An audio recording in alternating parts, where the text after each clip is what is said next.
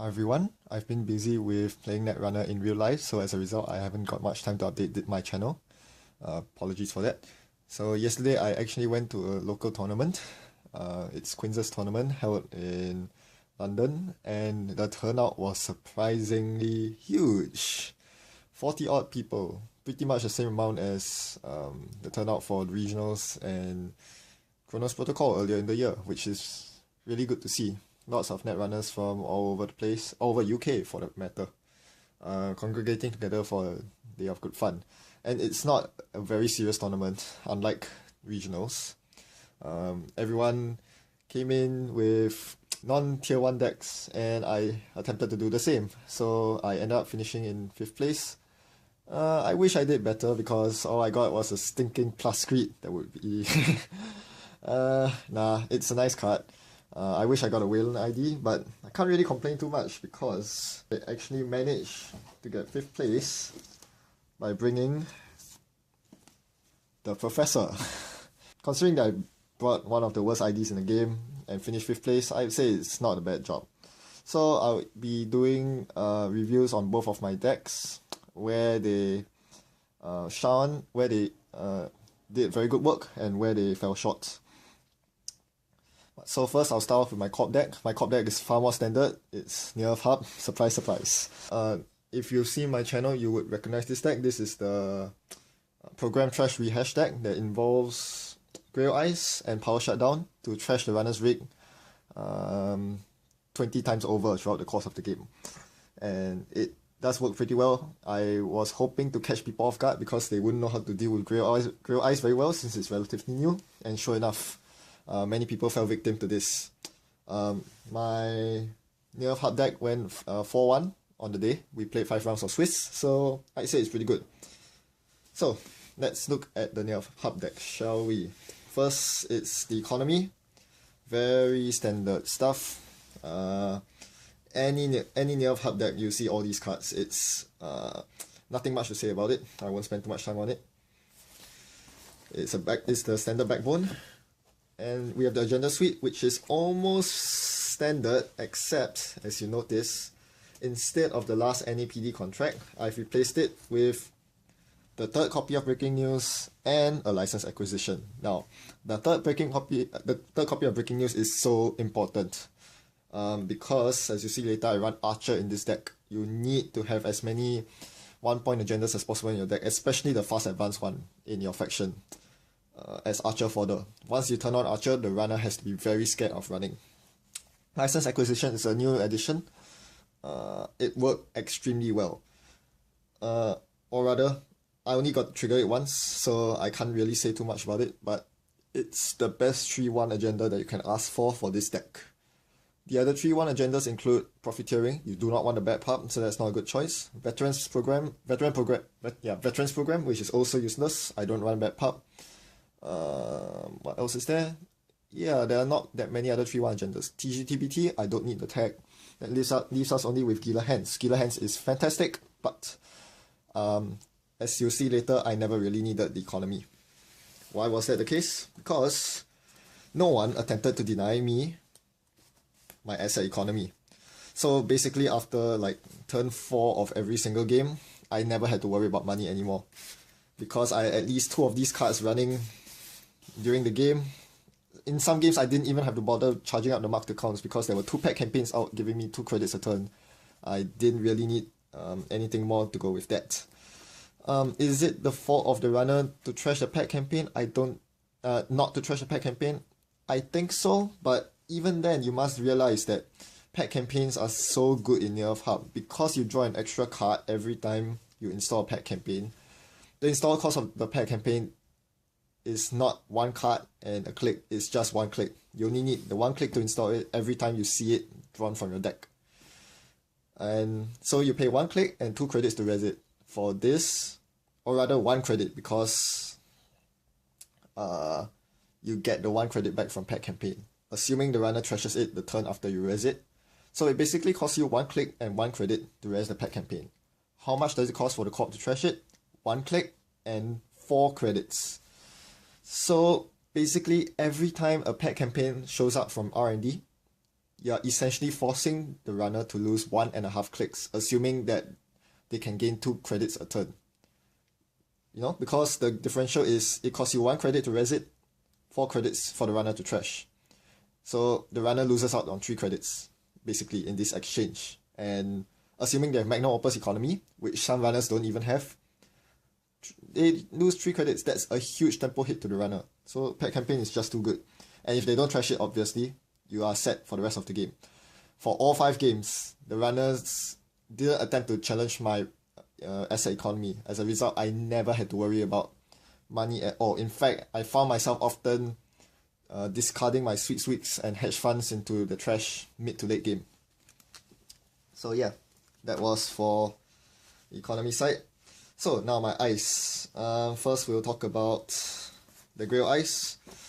It wasn't so much of a surprise factor as I thought. The reason why is because this deck doesn't run too many ice. There are 8 ice here, and 1, 2, 3, 4, 5, 6, 7, 8. Another 8 ice here. 16 ice.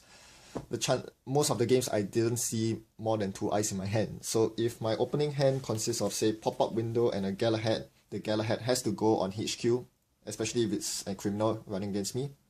And I am forced to rest the Galahad usually because I have some sort of agenda in my hand that I don't want to give up. And as a result, the Grail Ice is no longer a surprise. They see the Galahad, I announce that I have no Grail Ice to reveal, and now they know I'm running the entire suite. They are prepared for it.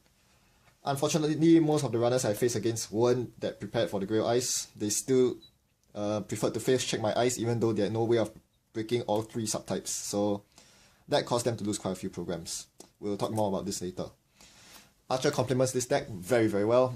And a lot of people, the opponents that I played against, admitted that it was a huge surprise that they weren't expecting.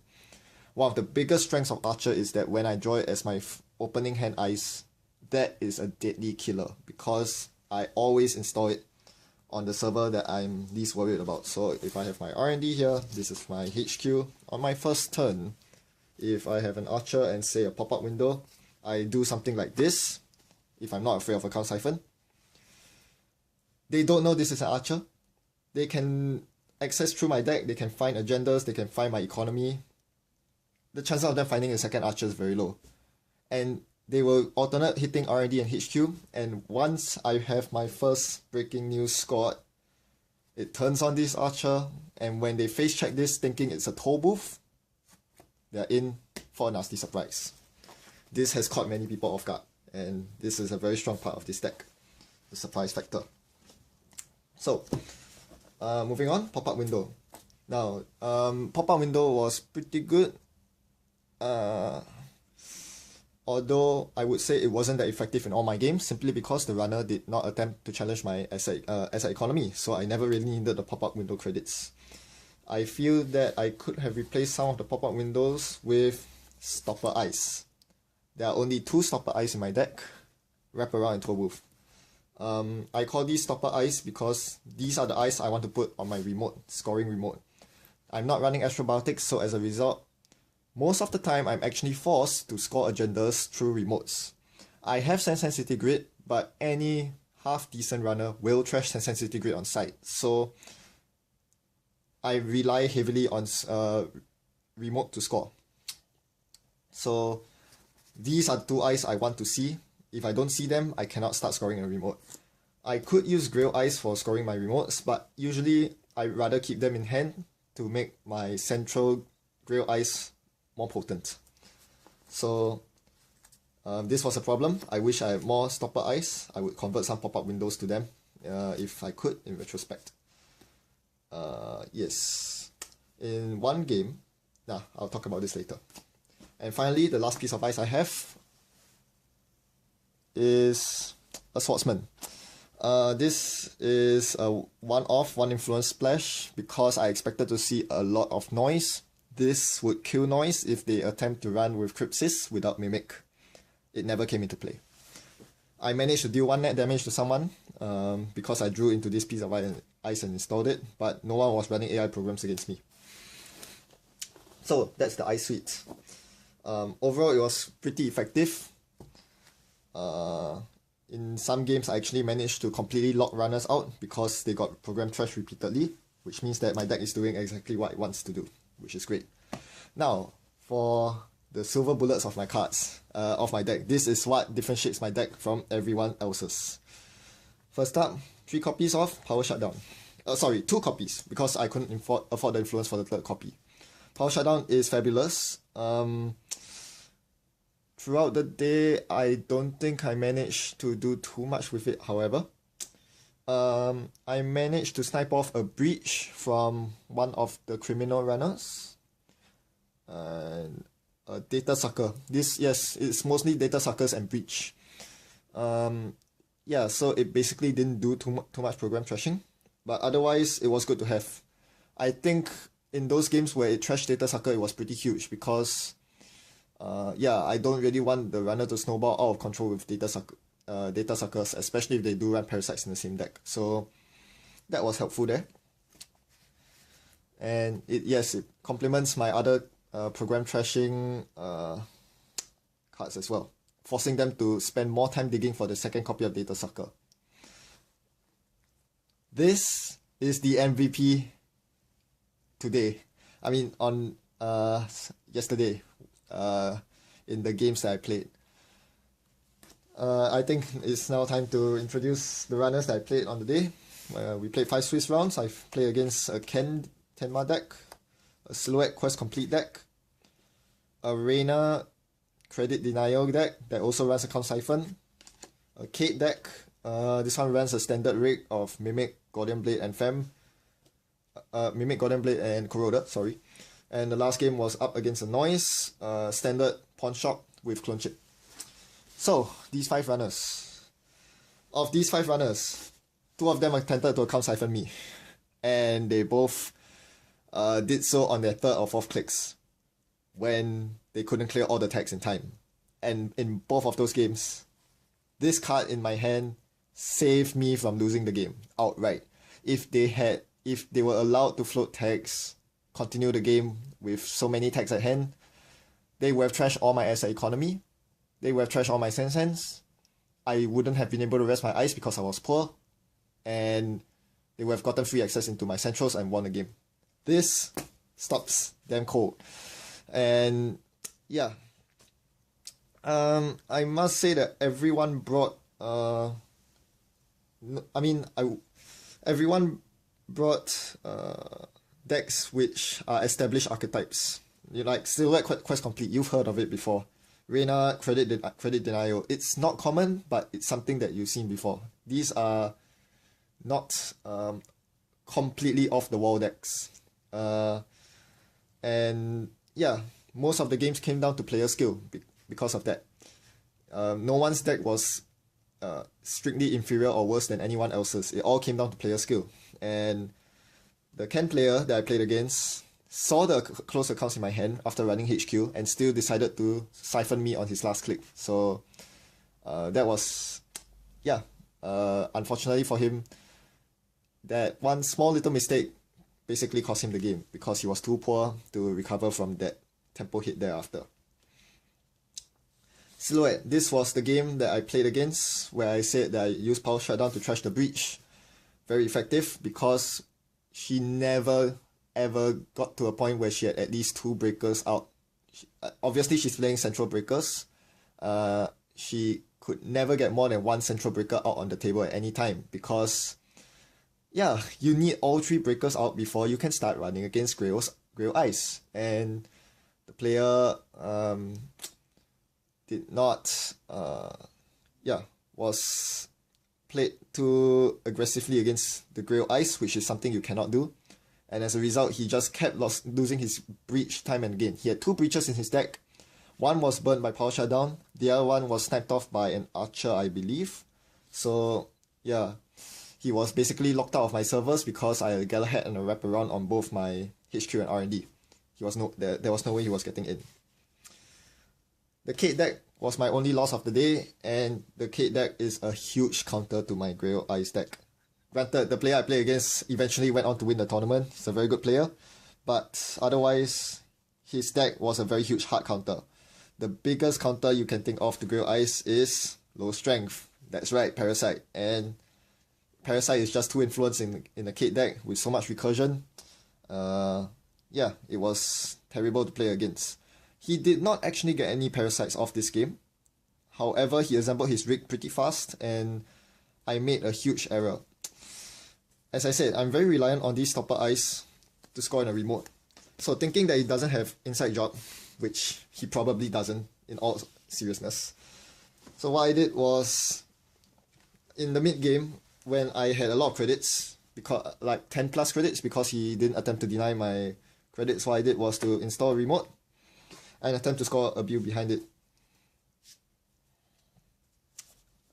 Yeah, and the remote was guarded by a toll booth, so I knew that he could run with SMC into my remote. He was not getting in any day of the week because he would have to pay the 3 credit tax, and Guardian Blade that costs 4 credits to break through. He only had about 4 credits at that time. On this turn, he was not getting in unless he had inside job. But yes, I forgot that he had the Shaper's version of inside job. Test run, Femme Fatale, he fanned my toll booth, he stole the build. Drat. Oh well, so yeah, that was a huge swing in turn of events for me, and from then on it just went all downhill. So that was Kate. With that, Shapers are very good against my near hub deck. Thankfully, I only saw one Shaper today. And the last game I played against Noise. This was, I suppose it was a 50-50, but the problem is I don't think he kept the correct hand. I'm not sure if I forgot whether he mulliganed or not, but his opening hand was pretty poor. There weren't that many viruses. He did not have an imp to trash my asset economy. That was huge. And he didn't really have any parasites to contest my ice either. So I'm really not sure what he had in his hand. He must have had a very bad draw. I barely saw any viruses come out. And somewhere in the mid game, I res a SanSan, scored the first Astro Script. He didn't contest it. I scored a breaking news thereafter and blew up his wild side. From then on, he bled. There was no way he was recovering. Oops, my video recorder has run out of battery, which means that I've gone on far too long rambling about this deck. So let's close this video, shall we? There are still 3 cards that I haven't talked about yet. There are 3 upgrades. 2 of them are SanSan City Grids, and the last one is Will of the Wisp. This Will of the Wisp is supposed to synergize with my other program crashes, so even if you assemble your entire rig against my Grill Ice, you're still forced to use your breakers to break my Grill Ice, which means that if you encounter Will of the Wisp, I'm sending your breakers back to the bottom of the deck. But it turns out that it's pretty useless. Firstly, it costs 4 credits to res, which is pretty expensive. Not so much in my games because the runners give me full access to lots of credits. But the problem with Will of the Wisp is that it sends it to the bottom of the deck, which is pretty easy to retrieve for criminals who have special order, and Shapers who have SMC and Test Run. For Anox it's a bit harder, but Anox usually don't run the standard breaker suite anyway, so it doesn't really affect them. So the only real benefit I can see to using Will of the Wisp is if someone uses Femme Fatale as their primary sentry breaker. Sending it to the bottom of the deck is huge, especially against Criminal, where they don't have any way to cheat Femme Fatale onto the table without having to pay the 9 install costs. So that could be huge. Removing the Femme from the table could free up one of my toll booths or archers should it be Femme. This situation never came up in any of my games. I much rather it be a 3rd SanSan City Grid instead. In fact, I would have ran 3 SanSan City Grids instead, but I don't have access to 3 core sets worth of cards, unfortunately, so I had to make do with those 2.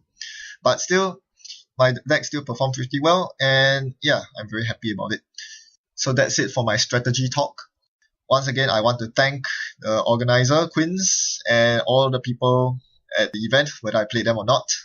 You guys made it a hell of a fun day, and it was worth the trip down to the bar. So, thanks for watching and happy net running. I'll see you around soon for my Professor deck analysis. Be sure to tune in.